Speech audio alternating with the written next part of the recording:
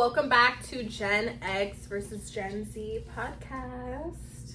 I think we forget our name. Like we forget. Oh yeah, we forget we our gotta name. say our name because then they're like, "Who's that?"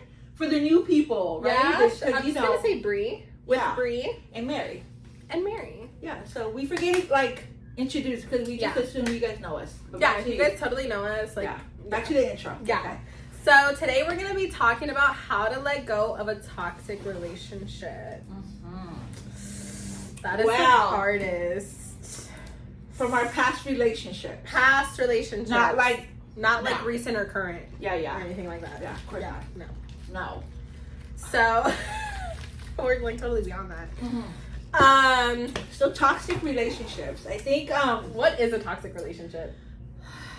A toxic relationship to me, it's someone that like mentally, physically, emotionally, it's not you. Like just drains you. It's not you. It's not what you stand for. It's not who you are. I think that's, to me, it's a toxic relationship. Yeah. Or what you stand for, right?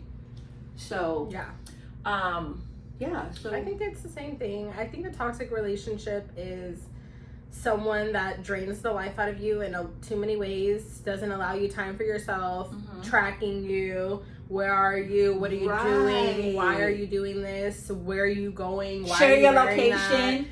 I hear that draining so much. Your finances, and them involving themselves in things that you don't believe are good. So then it goes back to your values. They're not meeting your values, your standards, and you feel like you are lowering your standards to accommodate them. That to me is a toxic relationship. Yeah. So how do you get out of it? Now that's the hard part. That's the hard part. In some cases, it's like, well, I guess I don't know. You want to go first? I'll go first. It doesn't matter. I can give a little advice. Yeah. On personal experience. Okay. Do tell. I'm here for the. You're here for the popcorn. Where's the popcorn? How I got out of a toxic relationship was, I think that it took me a long time. It took me about a year. Okay. Yeah, it took me about a year because I feel like toxic partners give you just enough to keep you in. Yeah. And meet your needs and change temporarily to lure you back in. But the change is always temporary. And then we were back. And then I learned that this change is always going to be temporary. Yeah. And I worked on loving myself and realizing that I can have more and I can have better and I will. And like building that confidence up to just be like, I don't need you. Yeah. You need me. Yeah. And just drilling that in my head. But it's so hard to leave that toxic lover. Oh, but I felt something there. It's so weird. Someone was standing there. Isn't it weird? It's so creepy. What was there? It was. Okay. Sorry, you guys. We're filming and we have like we have windows. We have a view. We have a view. So like there, everyone, the public can see us, and then there. So yeah, you're gone. Yeah, no, he's gone on the phone. Okay. So how did you get out of it? Or like, what was it? Do you even want to talk about like what was the things that was done? Or so they were engaging in using things that I didn't know of until later on. Okay. Like being in a different relationship? No, I don't know. We were doing the most. I think we were both being toxic to each other at that point. So you were a little toxic. Oh, girl.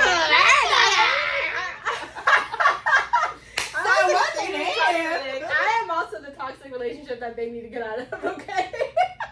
No, I've changed. I've been better. We were both very toxic. I'm not going to say it was just him. You're right. And it was at a point where I'm like, I still want to have fun. Okay. I really do like you. I don't want to let you go, but I know you're not good for me. But let me just keep you around until I'm ready to fix myself. Okay. Yeah. Okay. And it was just fun because you know that like was he abusive? Was he like no, not abusive at all. He was not emotionally abusive, not physically abusive. He was unhealthy himself. Okay. He didn't have financial goals. career goals, educational goals, Right. mental health goals. He was using things that you shouldn't be using. Okay, In as my far as, opinion, my like- values, I don't think I want to be with someone that is using substances. Okay.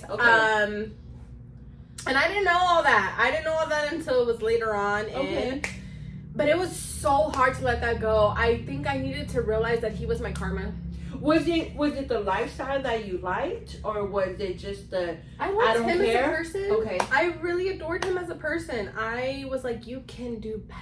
Yeah. And you can be better. And let me try to fix you. Yeah, you can't fix it. Because you were just I see the potential. Mhm. But it's not going to happen unless you want it. Mhm. And I wasn't willing to settle for that and lower my standards for that. Okay. I was which like, makes and sense. I'm like, you got this time frame. If you can do it, great. If you can't, then Sorry. Bye. bye. Yeah. Yeah. Toxic relationship. How did you get out of one? I know you were in one. Yeah. So too. this was like, I was 9, I think, and then I was in a relationship. It was really toxic already. Like, Yeah.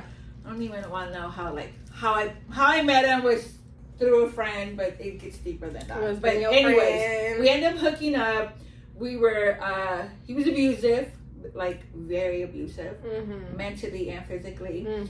And I ended up like knowing all that, I still moved to a whole different state with him. Mm-hmm.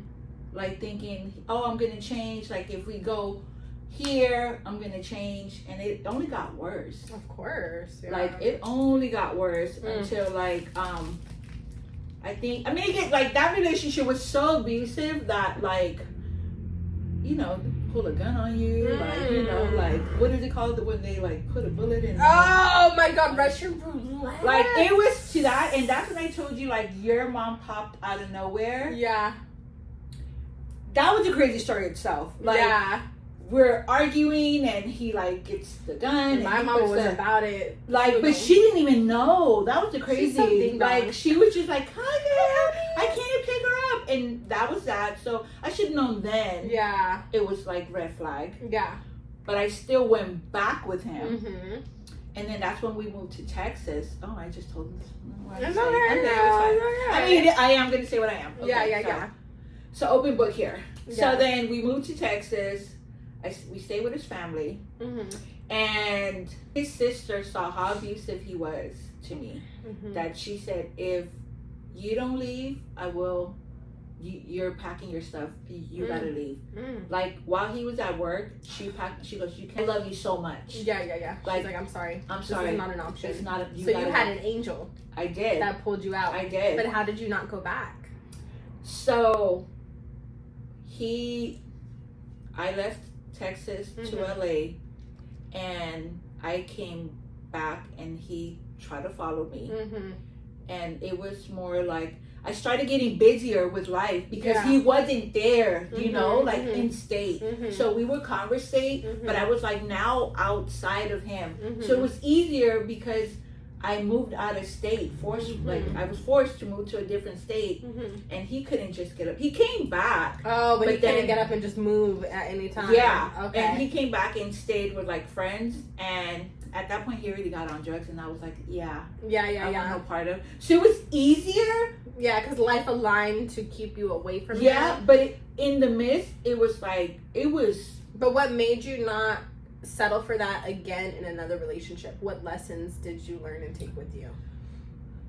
I think just now I'm Yeah. figuring out like Mhm. why What you're I not mean, gonna settle for. Yeah, because even after dating that, I still allowed like certain relationships to treat me a certain way. Maybe not Mhm. the abuse no more, because it's like Mhm. okay, I don't want to be abused physically, Mhm. but I still allowed other The people emotional. the emotional, you know, let you Mhm. treat me some type of way. And I think like now You have those boundaries, right? now I have boundaries, like you say, like why it's so important to have like literally Your own life. your own outside life, of- Yeah. because then it's like, you know, like that's not okay. Mm-mm. That's not okay. Yeah. So I think it was literally Like finding yourself outside of that. For me to realize- your gym, my gym, journaling. having my son. Oh, that was like my Something saving. about having a son. Literally, like having my son would like stop me from like drinking. They come at the perfect time. Perfect time. And I wanted more, you know, because I knew it wasn't okay. Like it's not okay. So thankfully, like. So it all comes back to having the willpower, the love for yourself, the confidence, hobbies, things that you enjoy to let go of a toxic relationship. You have to work on finding your identity outside of the partnership. That is step 1. Yes, because then you do lose yourself. And step 2 is going no contact. Oh, that's hard. That's the hardest part. Yeah, because I would like, I'm gonna remove him off my contact. Honey, I knew his number from heart. Oh my God, tell me about it. So like when I would pick it up, like, oh hey, and like still getting those block calls. Girl, it was hard for me not to like pick up the phone. Yeah, and because they knew us when we were at our lowest, and right? You know they would answer, of course, and you know like even right now they would still answer. Still, if I would call, they would still answer right now. So it's having the willpower, having the willpower to like want more for yourself, set your standards higher.